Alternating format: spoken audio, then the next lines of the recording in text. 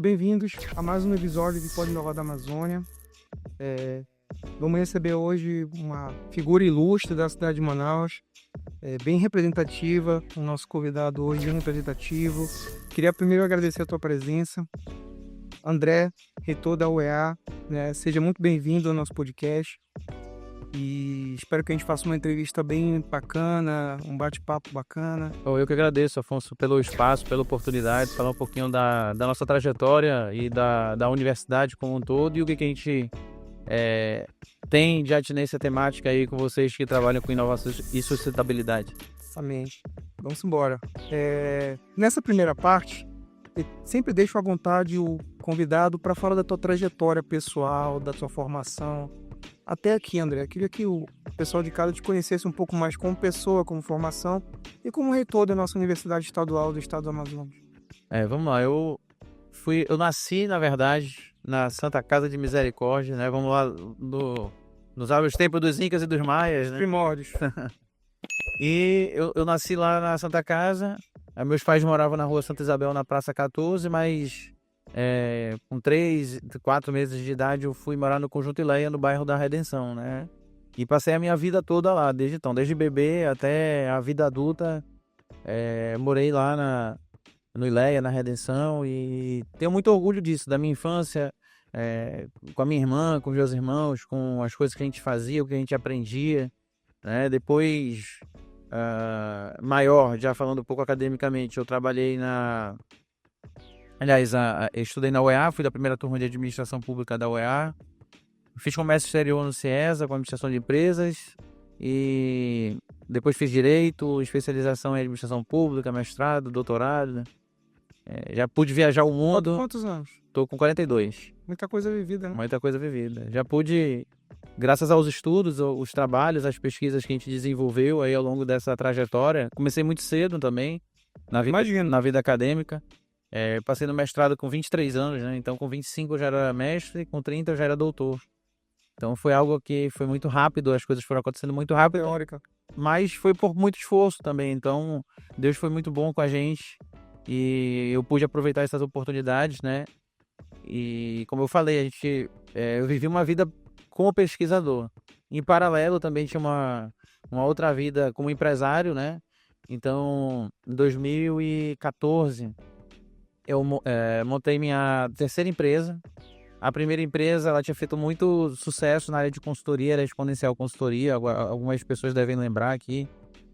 E, infelizmente, o meu sócio teve que ir para a Holanda para terminar o doutorado dele, né? Ele é PhD na Universidade de Rotterdam. E a gente acabou desfazendo a sociedade, mesmo a gente estando muito bem, né? Mas até hoje nós conversamos, somos muito, muito amigos e lembramos com muita nostalgia dos tempos bons que a gente viveu e como a gente começou como empresário, né? Eu acho que essa experiência empresarial ela te ajuda até hoje na minha gestão, né? Eu não abro mão de ser empresário, né? Então, assim, eu vi que eu consigo ajudar pessoas também sendo empresário, né? Não a gente pensa que empresário é só aquele cara que quer o capital sobre tudo. Não é bem assim. Eu acho que as empresas também têm um papel preponderante na sociedade e como empresário eu também faço a minha parte com as nossas responsabilidades sociais, né? Então, depois da Exponencial, eu abri um restaurante na Djalma Batista, o Gourmet Brasil, que funcionou durante um tempinho também. Só que eu decidi que eu não mais iria trabalhar com comida, porque aquilo me demandava muito tempo, e um tempo que eu não poderia perder com relação ao desenvolvimento das minhas atividades de pesquisa e com as minhas outras atividades empresariais. Foi então que eu abri a VZ Comex, junto com meu sócio Jeremias Viga, que mora na China. Ele mora em Wu, né? Estudou comigo na graduação, e num treino de jiu-jitsu aqui em Manaus, a gente, conversando um pouco, abrindo um pouco a mente, resolveu abrir a empresa, né? Legal. Aí o Jeremias mora na China. Ele morou na China um tempão, veio para Manaus, passou uns anos aqui, foi o tempo que a gente abriu a empresa e voltou para a China em 2022. E aí ele mora na cidade de Wu, aí a gente tem a empresa aqui em Manaus, que é a VZ Comex, e ela opera também na China. O nosso grande público de importação aqui do Brasil, eles querem produtos da China e a gente tem empresa lá para fazer auditoria fabril, para embarcar o container, ou seja, tudo que a gente faz aqui, a gente também tem uma réplica lá e assim a gente vem trabalhando já há 11 anos no mercado. Que legal. Cara, tem uma curiosidade aí pro pessoal de casa. Tu foi da primeira turma de administração da UEA. Exato. Fala um pouco dessa experiência. Olha, na época eu tinha sido aprovado em alguns vestibulares, né? Mas, assim, a UEA estava começando e eu não sei porquê, mas alguma coisa me chamou muita atenção ali no processo de construção. E eu falei, cara, eu acho que eu vou participar. Eu acho que esse vai ser um grande movimento para o desenvolvimento do nosso estado e eu quero estar fazendo parte disso. Eu acho que isso me chamou muita atenção. E aí, como muitos jovens que fizeram o mesmo, a maioria não conseguiu lograr êxito, mas uma parte que conseguiu lograr êxito, eu tenho certeza que até hoje é muito, muito, muito feliz da UEA ter começado ali no ano de 2001. A lei foi assinada em janeiro de 2001, promulgada em fevereiro de 2001 e as aulas iniciaram em agosto do mesmo ano, né? E eu tenho certeza que essas pessoas que passaram por lá ao longo desse tempo, principalmente os alunos lá das primeiras turmas, sentem um pouco de nostalgia quando entram. E eu entro lá todos os dias, que eu sou professor, sou reitor da universidade. Então todo dia que eu vou trabalhar passa um filme na minha cabeça de tudo que eu vivi lá como um aluno também, né? Então o que a gente quer é que aquele sonho que moveu um cara lá da Redenção, lá do Conjunto Ileia, para entrar nessa universidade, né? Que era uma universidade que estava recém sendo criada. Que esses sonhos, que essas inspirações, elas possam também inspirar pessoas até hoje. Então, eu acho que a grande iniciativa que a gente tem de tentar agregar projetos, tentar agregar ações estratégicas para o desenvolvimento econômico e social do nosso estado, que ele de fato possa ser um projeto que realize sonhos de pessoas que querem ser médicas, dentistas, enfermeiros, administradores, advogados, engenheiros, enfim. Legal. A tua experiência na gestão pública, ela passa por um período na Amazon Prev. A gente consegue pegar um pouco dá para te narrar um pouco de como é que aconteceu e eu queria que você falasse o que isso te acrescenta hoje na tua posição atual de reitor. Vamos lá, Afonso, é o seguinte, a minha trajetória na administração pública, ela começa lá atrás, quando eu ainda tinha meus 21, 22 anos, quando comecei a passar nos primeiros concursos públicos, né? A partir daí eu comecei a direcionar toda a minha pesquisa para a área pública, para trabalhar com a questão do orçamento, o planejamento governamental, com o desenvolvimento de políticas públicas. E com o passar do tempo, né, a gente vai fazendo concurso, vai trocando de cargos, etc e tal. Às vezes a gente passa em alguns, a gente escolhe o que paga mais, com as vantagens, etc e tal. E aí, estando em cargos de nível superior, começaram a surgir oportunidades de gestão, de cargos de gerência, né? Então eu fui gerente, fui assessor, os cargos mais inusitados e variados que a gente pode aqui pensar em elencar dentro da administração pública. Mas eu nunca tinha sido secretário, né? Em 2019, eu lembro que eu estava construindo uma casinha de madeira para os meus filhos em casa, tá todo sujo de farrapo de madeira, né? E meu telefone começou a tocar, né? Aí, pô, quem foi esse número? Quem será esse cara que tá me ligando uma hora dessa? Eu atendi. Era o governador. Aí oi, governador, tudo bem?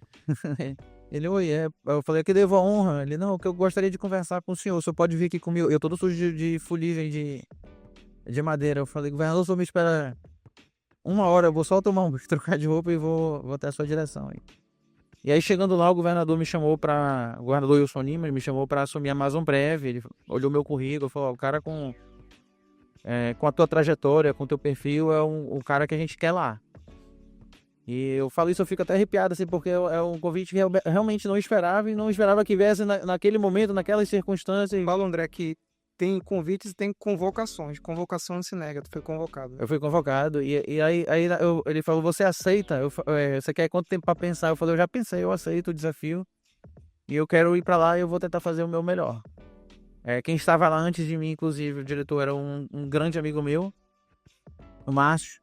E eu liguei pro Márcio assim que eu saí de lá. Eu acho que a gente tem esse dever de ofício, inclusive dele saber que era um colega dele que tava indo, um grande amigo, irmão. Aí eu falei, Marcinho, eu tô indo pra lá e tudo. E O Márcio fez uma transição excelente, sempre esteve ao meu lado, me ajudando. É difícil, né? Não, o Márcio é um cara... Hoje em dia. Ele é um cara, é um gentleman, assim, é um cara realmente diferenciado. E assim, eu devo muito dos resultados positivos que a gente chegou ao final. Claro, primeiro a Deus, sou cristão e sempre Deus em primeiro lugar de tudo. O céu sempre tá na frente. Tá sempre abençoando, sempre na frente. E eu sou grato aos meus pais pela criação que eles me deram, pela formação que eu tive. Mas eu não posso esquecer do Márcio. O Márcio foi um cara fundamental para que os resultados pudessem acontecer. Ou seja, mesmo depois que ele saiu, ele continuou passando texto para ler, livro para estudar, dando dicas sobre quem era quem no time, para a gente poder aproveitar da melhor forma possível. É muito importante, né? Conhecer o terreno. Isso facilitou o processo de adaptação, né? E depois a gente conseguiu, graças à equipe que a gente conseguiu montar lá, engrenar, e nos 3 anos que a gente competiu entre os institutos de previdência do Brasil, nós fomos 3 vezes o melhor instituto de previdência do Brasil. É uma pergunta, uma colocação que eu te fazer sobre esses prêmios nacionais. Vamos lá, a gente conseguiu ser, dentro da Amazon Prev, né? Campeão, melhor instituto de previdência entre os estados da federação, ou seja, dos 26 estados, vai do Distrito Federal, da ANEPREM, da ABPEM. Nós tivemos o Progestão aprovado. Nós conseguimos ser o primeiro ente de previdência do país a conseguir elencar todos os poderes estaduais que são atinentes ao regime previdenciário dentro de um único regime, né? Então, veio o Ministério Público, Tribunal de Contas, Tribunal de Justiça, todo o poder executivo, poder legislativo, ou seja, todos os entes paralelos, enfim, conseguiram também, além dos poderes, ingressar na Amazon. Perdão, o plano de cargos, carreiras e remuneração, que há mais de 20 anos os servidores pleiteavam, tiveram um ganho significativo na sua remuneração mensal. Então, assim, a gente conseguiu diminuir o déficit previdenciário, nós conseguimos aumentar a captação de recursos, nós fomos o único instituto de previdência no Brasil que conseguiu lucro durante a pandemia com a aplicação de recursos. Então, assim, foram algumas questões que me enchem de orgulho, porque a equipe comprou a ideia. Sim. Eram profissionais técnicos realmente de excelência, que ainda estão lá na instituição, e que a gente conseguiu deixar as coisas realmente bem alinhadas. Quanto tempo você ficou lá? Fiquei quase 4 anos. Foram 3 anos, aliás, 3 anos e 2 meses. 3 anos e um pouquinho. Perfeito. Vamos falar de UEA? Vamos. Cara, 2022 tu foste eleito. Exato. E aí, como é que mudou tua vida? Vamos lá. Primeiro, eu tô na UEA desde 2001 como aluno, né? Eu entrei como aluno e voltei em 2008 como professor. No primeiro concurso da universidade, eu já estava com mestrado. Eu falei, cara, eu já dou aula nas instituições privadas desde 2006. E aí, em 2008, eu concorri no primeiro concurso. Sou do primeiro vestibular e também do primeiro concurso de professores. E aí, minha trajetória na UEA, inclusive, fez com que eu abandonasse outros concursos públicos que eu já tinha feito e tinha sido aprovado, eu ocupava os cargos, etc. Para me dedicar só ao UEA. Aí eu falei, olha, agora a minha vida pública é na UEA e a minha privada com as minhas empresas. E aí, comecei uma trajetória acadêmica, consolidando os estudos, as pesquisas que a gente vinha fazendo, ocupando cargos de coordenação de curso de graduação, coordenação de especialização, coordenação de cursos de mestrado, coordenação de grupo de pesquisa, que mais? Comissão de ingresso de vestibular e concursos, pró-reitoria de extensão e pró-reitoria de... Aliás, pró-reitoria de planejamento, depois pró-reitoria de extensão e assuntos comunitários. Então, assim, foi muita coisa ao longo desse tempo, né, que nos classificaram para concorrer à eleição. Eu ainda estava na Amazon Prev quando fui procurado por um grupo de professores que diziam, olha, tem que ser tu. Eu falei, cara, pera lá, não é assim, a gente tem que conversar com as pessoas. Não. E o grupo foi aumentando. Eu falei, gente, nem eu sei se eu quero, eu não quero isso, gente. Por favor, conversem, vamos tentar chegar num nome de consenso aqui e tal. E parece que quando a gente... Quanto mais você refugava, mais aquele movimento crescia. Crescia e assim... Eu queria aquele movimento, claro. Eu queria que as coisas funcionassem da forma como o pessoal estava pensando em termos de universidade. Mas eu não queria que fosse eu naquele momento, porque eu pensava que aquilo ia atrapalhar muito as minhas outras atividades, né? E, pô, eu também sou pai, sou marido, isso tudo. Eu sou filho, né? Então, assim, a gente tem tanta coisa pra fazer que eu falei, cara, eu não quero mais essa atribuição pra mim. Não, vamos apoiar alguém legal, pô, eu ajudo de alguma forma, enfim. Mas, como você falou, tem convite e tem convocação. Essa foi uma outra convocação que eu recebi. Eu imagino. E teve uma hora que eu cheguei em casa e a minha esposa também, meus pais, em um outro momento, conversaram comigo e falaram, olha, cara, cavalo selado só passa uma vez. Água da ponte. Então, eu acho que é uma oportunidade de tu mostrar mais um pouco do teu trabalho na vida pública, tentar ajudar o local que tu vai estar sempre lá, que é a tua universidade, é onde tu tá construindo a tua história. Não era novidade, né? Então, Era foi um movimento natural. já tem esse... Você não caiu de paraquedas. Exatamente. Aí tem o movimento dessa galera toda aí, eu acho que tu não tem nada a perder. Se perder a eleição, tu vai continuar com a tua família aqui, com a tua estrutura, tu fez tua parte, tá tudo certo. E aí eu concorri com um grande amigo meu, assim, o professor Alcian, foi um cara comigo sempre da maior galhardia. Nós éramos amigos antes da eleição, nós fomos amigos durante e continuamos amigos depois da eleição. O que é muito difícil, porque tem o pessoal... Ainda não é embate. Não, é porque assim, eu e você, a gente sempre teve esse diálogo. Teve uma hora que eu falei, bicho, tu não quer... Não vim. Ele falou, porra, eu até não queria, mas eu já me comprometi com o pessoal lá e tá... Não, então pronto. Ele, tu não quer vir pra cá? Então eu falei, bicho, pior que o pessoal lá também tá... Do lado daqui também tá querendo. Então, vamos fazer o seguinte. Bora fazer uma disputa leal. Quem ganhar, ganhou e todo mundo se respeita. E o que a gente puder fazer um pra ajudar o outro, porque um de nós dois vai ganhar. Só tem dois, né? Aí quem ganhar ajuda o outro pra que a gente tenha a condição de trabalhar, de fazer as coisas, porque ninguém aqui é inimigo de ninguém. Com certeza. Então, às vezes as pessoas ficam em lados assim, divididos, extremados, fazem besteira mesmo, porque estão ali na trincheira, né? Mas é desnecessário, porque o que a gente quer é a mesma coisa, a gente quer o bem da nossa universidade. Ponto. Né? E aí fui eleito reitor da universidade, reitor mais jovem do Brasil. E a gente tem tentado, ao longo também desses 3 anos e pouquinho aí, fazer uma universidade melhor. Então a gente conseguiu ampliar os centros no interior. Nós temos 4... Eu ia te fazer essa pergunta, cara. Os desafios da logística da nossa região. Fala um pouco da estrutura da UEA no estado. A UEA está em 32 municípios hoje. Sendo que nós estamos com... Metade do estado. Com sede própria. E no restante a gente trabalha em parceria com a SEDUC, que são os polos, com a SEDUC e com as Secretarias Municipais de Educação, que os prefeitos ajudam muito a Universidade do Estado do Amazonas dentro dessa condição no interior, né? Então, assim, nós temos 4 centros que funcionam como as escolas da capital. São o centro de Tabatinga, Itacoatiara, Parintins e Tefé, todos na Calha dos Solimões. Esses municípios, inclusive, não devem nada em termos de infraestrutura a nenhuma escola da capital, tá? O que esses municípios se dispõem a fazer em termos de curso, a gente está com um laboratório à disposição. Pode não ser o maior laboratório do mundo, pode não ser o melhor laboratório do mundo, não é um laboratório da NASA, mas funciona e funciona bem para o desenvolvimento. Tem a demanda. Atende. Então, assim, a gente sabe que a gente tem muito como o que eu digo hoje, a gente tem muito a crescer, tem muito a evoluir. Isso é natural, né? A gente faz uma coisa aqui, já vem outra mais moderna, que a gente tem que ir avançando, e é por isso que a gente está lá para acompanhar esses ciclos de mudança, tentar fazer com que as coisas se adaptam de maneira fluídica. Eu digo que eu já ajudo muito quando não atrapalho, porque as ondas de mudança tecnológica, principalmente, elas vêm rápido e cada vez mais rápido. Então elas estão subindo em uma forma aí realmente exponencial. E a gente está lá na administração pública para tentar acompanhar dentro da nossa universidade o desenvolvimento disso por meio da ciência, enfim, do empreendedorismo.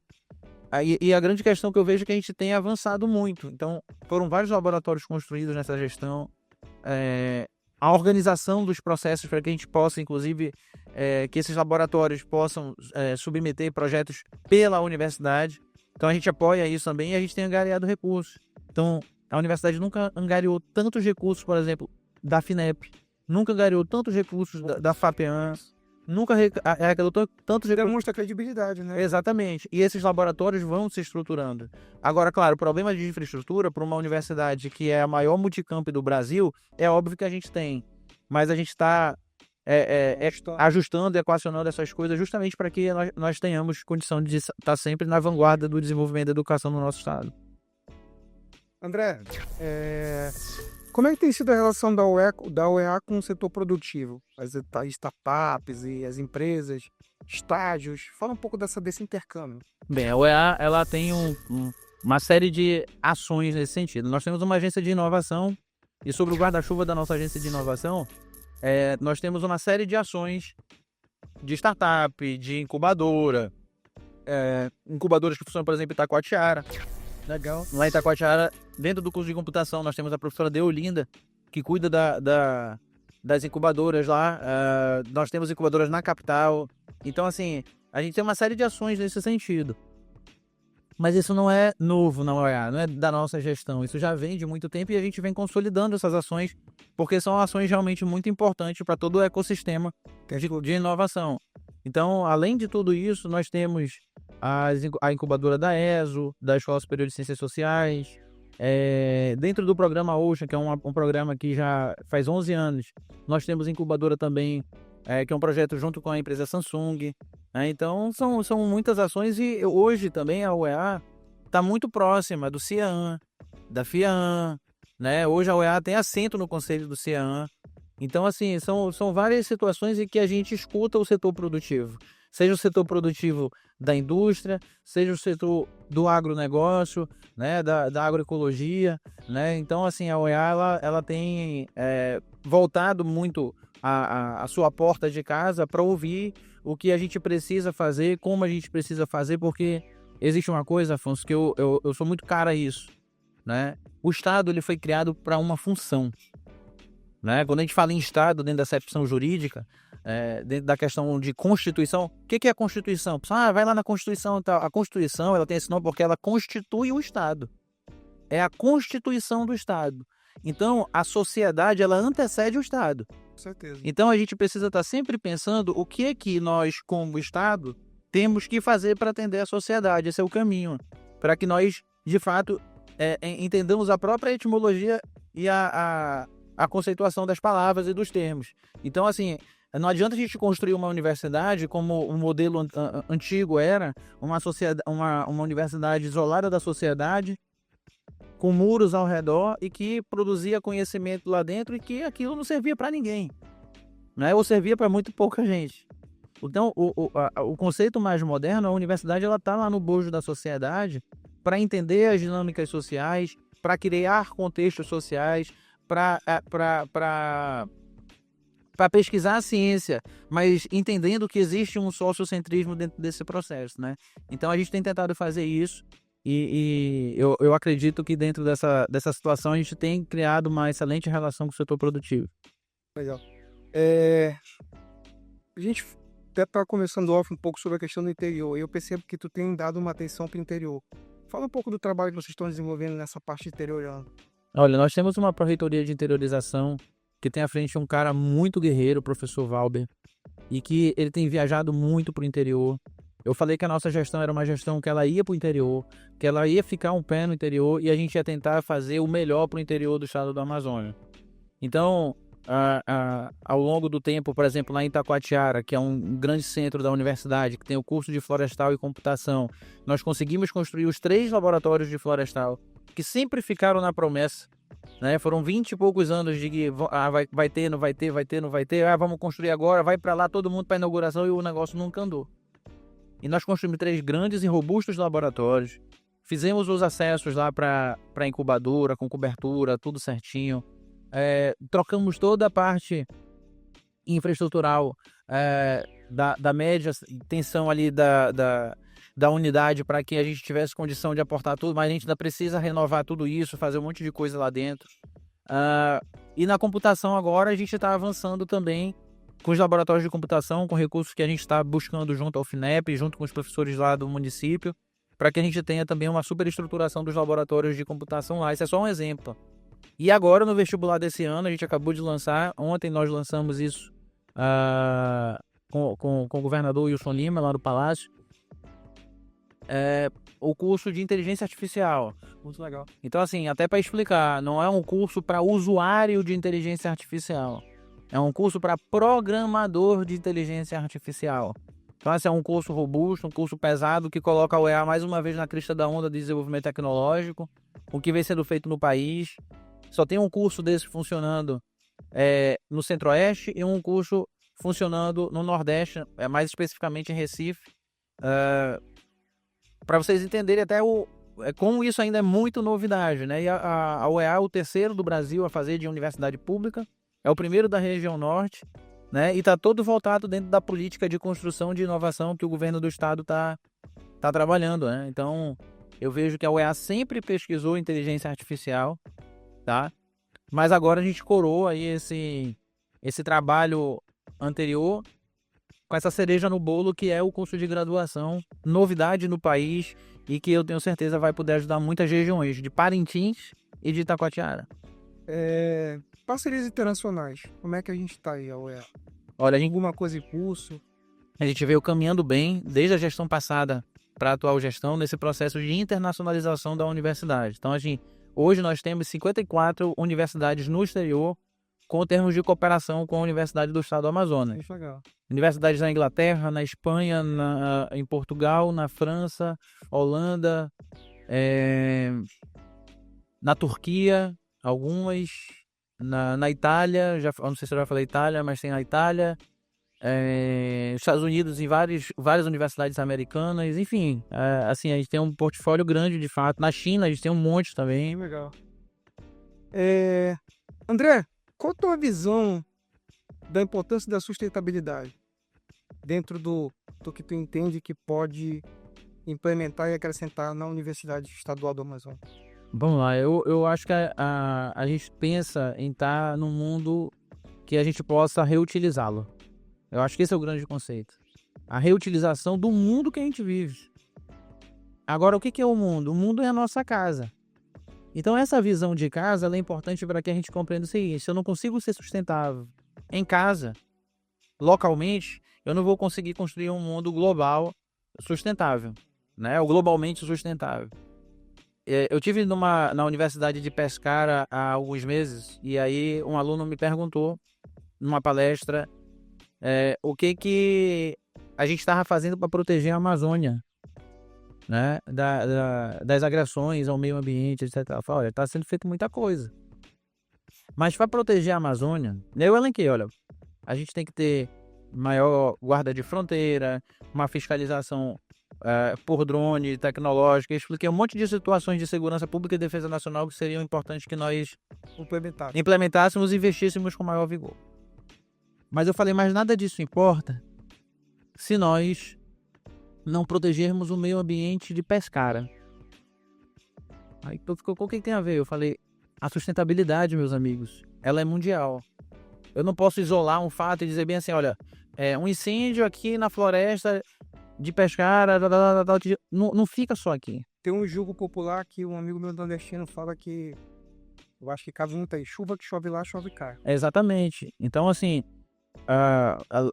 aquele caso clássico do navio da Exxon Valdez, que espalhou óleo diesel no oceano, né? Ele aconteceu lá na América do Norte e espalhou, tinha diesel até no Polo Sul, né? Então, assim, o que a gente faz em termos de meio ambiente num local, isso impacta diretamente. O meio ambiente, na legislação brasileira, vem escrito assim, o meio ambiente é difuso, ele pertence a todos.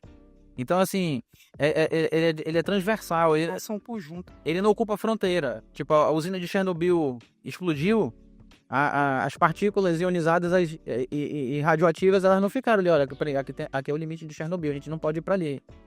Ela não quer saber de fronteira, a gente atravessa. Evento. Então, assim, a gente tem que entender que a sustentabilidade da nossa casa, do nosso lar, do local que a gente dorme, na cama que a gente está deitado, ela vai influenciar na sustentabilidade mundial. O inverso é verdadeiro.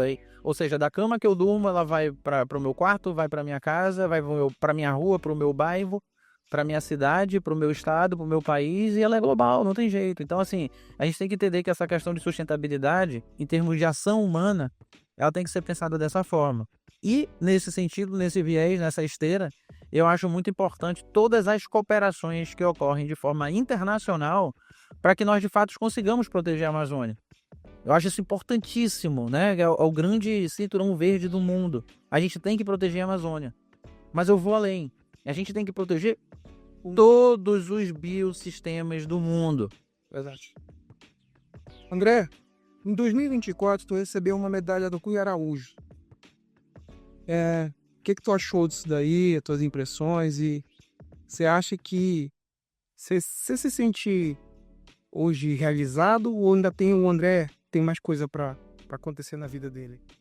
Eu tenho um problema muito sério. Eu não paro, eu sou muito acelerado, né? Eu percebi isso. Temos algum eu sempre fazendo muitas coisas ao mesmo tempo, né?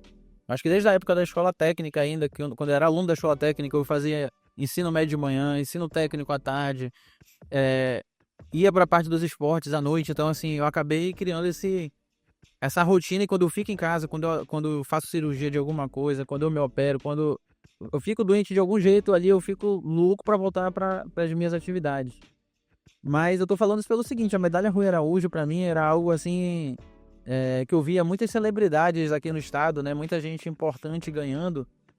E eu nunca imaginei que um dia eu estaria ali recebendo essa homenagem, né? Com o passar dos anos, eu recebi esse convite, né? Recebi do deputado Thiago Abraim, e virou um projeto de lei em conjunto com outros deputados. O deputado Felipe Souza consignou assinatura, né? Então, assim, o deputado João Luiz consignou assinatura, e tantos outros deputados quiseram endossar, né, a medalha.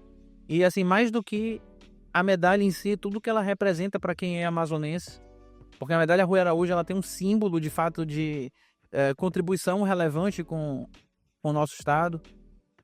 Eu acredito que a minha trajetória à frente dos órgãos públicos conseguiu contribuir para esse êxito, para esse reconhecimento. Então eu sou muito grato a todos os deputados, em especial ao deputado Thiago Abraim, mas eu tenho certeza que esse reconhecimento se dá a uma trajetória de vida, né? E graças às bênçãos de Deus, eu tenho certeza que eu fui abençoado por Deus, né? Eu fui escolhido por Deus para cumprir uma missão.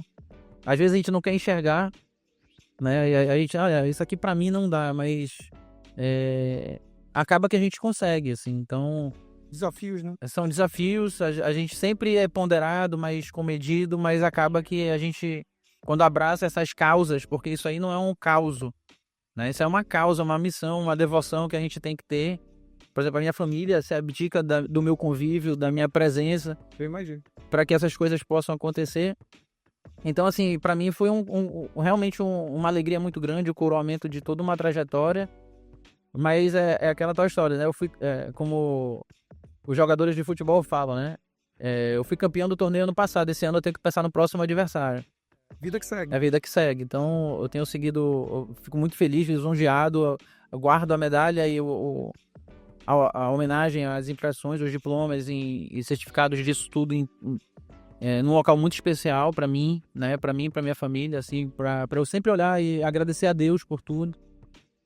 Mas a gente tem que seguir em frente, a gente tem que pensar no próximo jogo, pensar na próxima batalha. É isso. E é isso. Gente, a gente está chegando ao final de mais um episódio. André, eu gostei muito de te conhecer, de te entrevistar. Eu acho que vocês gostaram de conhecer quem está à frente da Universidade do Estado do Amazonas. Enfim, o microfone é teu agora para essas considerações finais. E muito obrigado pela entrevista, muito obrigado pela atenção, André. Poxa, eu que agradeço, Afonso, pelo espaço, para a gente poder falar sobre o EA, poder falar sobre a minha vida. Às vezes as pessoas me enxergam, por incrível que pareça, eu faço tanta coisa, tem gente que me enxerga só como empresário. Um dia desse eu fui visitar um cliente, ele falou, o meu filho estuda na UEA. Eu falei, tudo bem.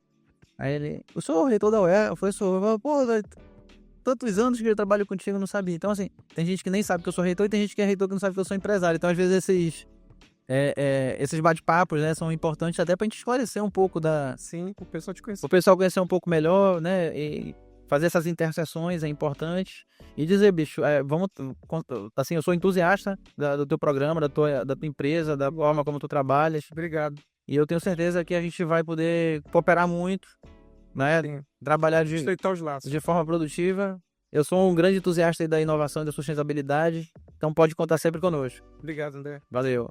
Gente, como todo episódio, a gente termina com uma passagem bíblica. Hoje eu vou de Eclesiastes, capítulo 3, versículo 1. Tudo tem o seu tempo determinado, e há tempo para todo o propósito debaixo do céu. Tchau, tchau.